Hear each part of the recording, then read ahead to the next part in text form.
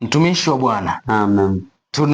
Tumetazama kwenye Agano la Kale kwamba ukombozi wa mwanadamu ulianza na Mungu mwenyewe. Ndio. Baada ya kutoa unabii kwamba nyoka atapondwa kichwa na mtoto wa mwanamke au uzao wa mwanamke utapondwa kisigino. Lakini tukaona pia kwenye Mwanzo hiyo 3:21 kwamba Mungu anatengeneza mavazi ya ngozi kwa Adamu na mke wake. Hii inaonyesha ishara ya upendo wa Mungu na unabii wa ukombozi wa mwanadamu kwamba Mungu hatamwacha mwanadamu kabisa. Ingawa ya kwamba mwanadamu amemkosea.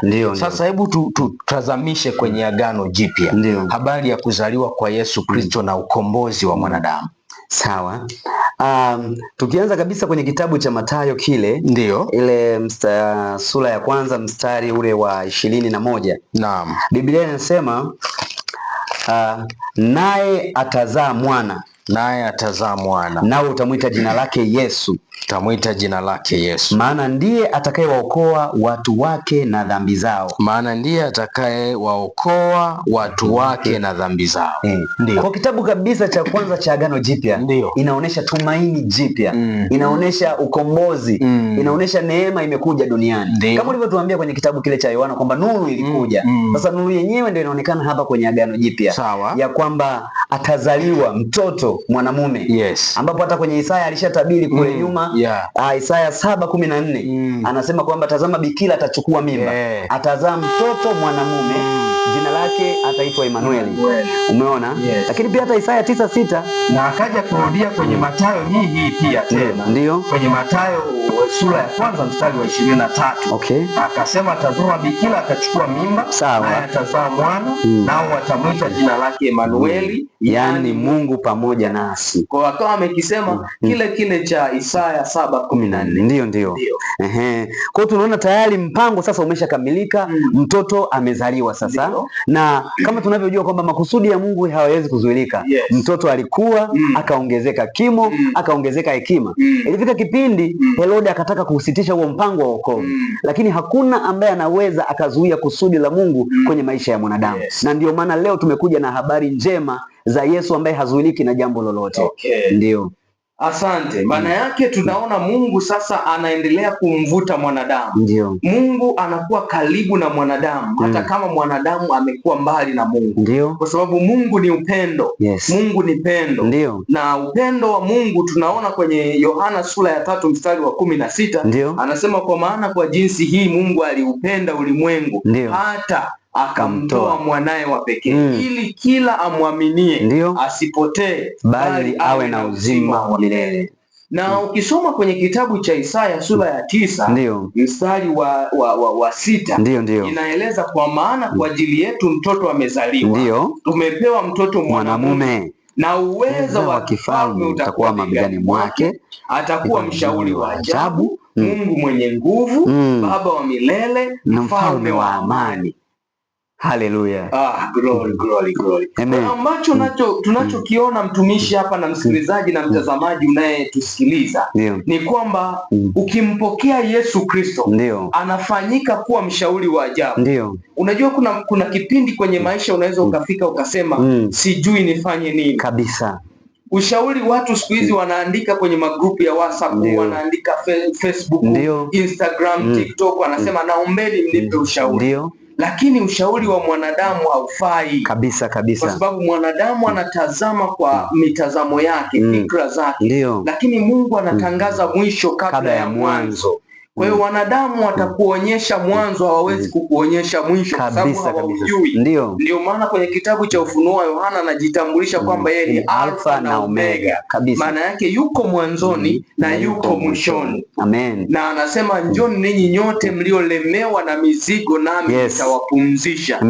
Kwa hiyo Yesu Kristo anakuita mtazamaji unayetutazama wakati huu, kama unatutazama asubuhi, mchana au jioni au usiku, ya kwamba yeye anatamani uje kwake. Hakuna mzigo mzito ambao unaweza kumshinda Mungu. Anasema niite nami nitaitika, nami nitakuonyesha mambo makubwa magumu usiyoyajua. Kwa hiyo maana yake nguvu ya Mungu ipo kwa ajili ya kukusaidia. Yeye ni mshauri wa ajabu, lakini yeye ni Mungu mwenye nguvu. Anasema kwenye kitabu cha Zaburi, anasema heri mtu yule ambaye nguvu zake zatoka kwa Bwana. Maana yake kuna watu kwenye maisha ya dunia hii wana nguvu, lakini nguvu zao hazijatoka kwa Bwana. Yeye anajitambulisha kuwa Mungu mwenye nguvu. Mahali ambapo nguvu zako zinashindwa, hauna uwezo, unaona hauwezi, yuko Yesu Kristo ambaye ni Mungu mwenye nguvu. Atakupa nguvu, atakuwezesha, atakutoa mahali pamoja kukupeleka sehemu nyingine, kukufikisha kwenye hatima yako. Lakini yeye ni Baba wa milele. Unasemaje kwa habari ya Yesu Kristo kuwa Baba wa milele? Labda niseme tu kwamba sisi wote tuna baba. Tunao baba wa dunia hii. Na mahali fulani anasema yeye ni baba ambaye ubaba wote wa duniani na mbinguni unaitwa kwake. Manake tunao wazazi wetu ambao tunawategemea kwenye maisha ya kila siku, lakini yeye ni baba wa milele. Manake ubaba wa hapa duniani una mwisho. Kuna watu hata tunavyozungumza sasa hivi hawana baba, lakini yeye anaitwa baba wa yatima. Na baba, neno baba ukitafuta nani kwa Kilatini kwa Kilatini na Kiebrania mwanzoni, neno Father maana yake chanzo. Haleluya. Kwa hiyo unapokuwa na baba una chanzo cha kila kitu. Kwa hiyo maana ya baba ukitafuta msingi au wazungu wanasema etymology of the word father, maana yake ni chanzo. Kwa hiyo anaposema yeye ni baba, maana yake ni chanzo cha kila kitu, chanzo cha utajiri wetu, chanzo cha watoto wetu, chanzo cha ndoa zetu, chochote unachokitaka yeye anakuwa ni chanzo. Lakini anasema yeye ni mfalme wa amani. Haleluya. Kwa habari ya mfalme wa amani, kiukweli tuna mengi ya kusema sana kuhusu amani, kwa sababu watu wengi maisha yao wanaonekana wana amani, lakini ndani ya mioyo yao hawana amani. Na amani ya kweli inatoka kwa Yesu Kristo. Ukisoma Isaya 66 mstari wa 12, anasema nitamwelekezea amani kama mto. Maana yake ukimpokea Yesu Kristo, amani yako haiko kwenye vitu vya dunia. Anasema kwenye Yohana 14 ya kwamba amani yangu ninawapa, na amani yangu ninavyotoa sio kama ulimwengu wangu unavyotoa. Ndio. Kwa anavyojitambulisha kama mfalme wa amani, maana yake anasema hata kama utapita kwenye dhoruba, hata kama utakuwa kwenye hali ngumu au mateso, bado utakuwa nayo amani ya ndani ambayo anaitoa yeye mwenyewe Kristo. Hii amani ya Yesu Kristo inatusaidia mambo mengi. Moja ya jambo inayotusaidia ni kuamua. Neno la Mungu linasema amani ya Kristo na iamue mioyoni mwenu. Lakini jambo la pili tunaloliona kwenye Biblia inatuambia imani ya Yesu Kristo iwahifadhi. Maanake kama kuna mahali naweza kwenda kupata uharibifu, kuna amani ya Yesu Kristo inaweza kunihifadhi. Mtumishi wa Bwana unayetutazama, ikiwa haujampa Yesu Kristo maisha yako, kumpokea kuwa Bwana na Mwokozi wa maisha yako, tunatoa wito kwako kuja kwa Yesu Kristo. Yesu anakupenda, atakupa amani, atakushauri, atakulinda, atakuhifadhi, atakupa afya njema, atakupa amani ya kweli, atakupa furaha ya kweli. Tunakukaribisha, yatoe maisha yako kwa Yesu Kristo. Amua kumfuata Yesu Kristo kwa uhakika. Yesu atabadilisha maisha yako kabisa. Usiogope. Hakuna dhambi ambayo ni ngumu ambayo Bwana Yesu hawezi kuisamehe. Anasema njoni tusemezane, dhambi zenu zijapokuwa nyekundu kama damu, zijapokuwa nyekundu sana, yeye atazifanya kuwa nyeupe kama seruji na nyeupe kama sufu. Tunakukaribisha, njoo kwa Yesu Kristo. Ikiwa haujaokoka na unatamani uyatoe maisha yako kwa Yesu Kristo, unaweza kutupigia kwa namba zifuatazo: 0744781456. Unaweza kurudia?